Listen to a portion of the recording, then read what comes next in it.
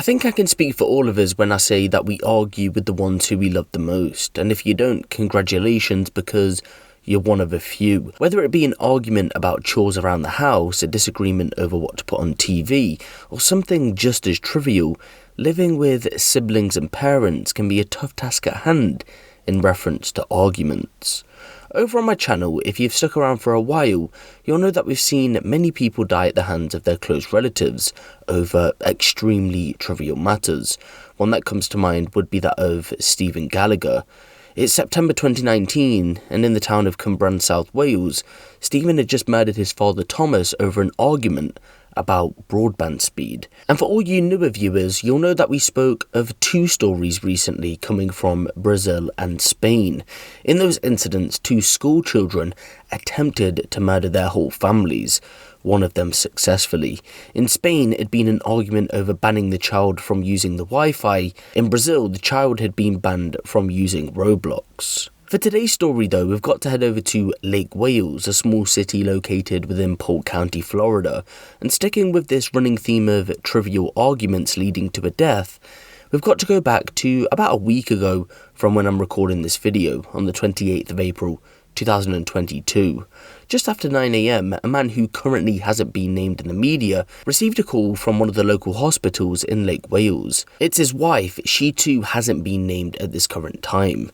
She'd been rushed into hospital after she was found collapsed at home. Upon hearing the news, he rushed out of work, picked his daughter up from school, and the pair made their way to hospital to be by her side. By the time they'd got there, however, she'd been pronounced dead.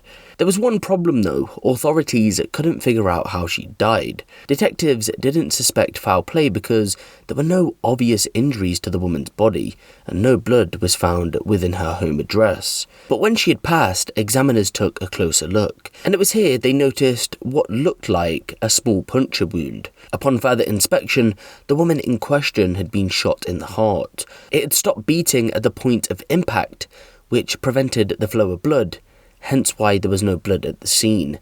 So, a homicide investigation was opened.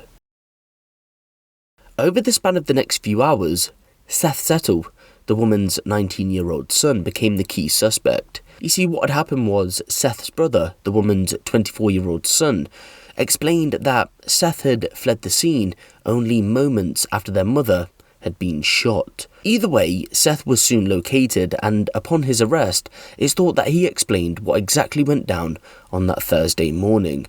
He confessed to detectives that his mum had originally dropped his 14-year-old sister off to school, and when she returned home, she walked in on him smoking cigars in his bedroom. She supposedly told him to stop and then closed the door. At that point, Seth said he'd been depressed and had been holding a gun to his head just prior to his mum walking in, and then he accidentally discharged it when he went to put it down. However, detectives believed that he shot his mother through the door on purpose out of anger. Seth has since been charged with second-degree murder, tampering with evidence, 5 counts of providing false information to a law enforcement officer, and discharging a firearm on a residential property. The lead detectives in this ongoing case have described it as horrific but confusing. None of the family had previous criminal records, and no one had a history of violence. People known to the family have expressed their shock. 1 week on from the incident, no further updates have came out, other than what we know so far. But the reason police believe this had been a case of a deliberate discharge of a firearm due to his anger was the fact that no, he didn't run up to his mum and call for emergency services. It's thought that Seth quite literally stepped over her and fled the scene.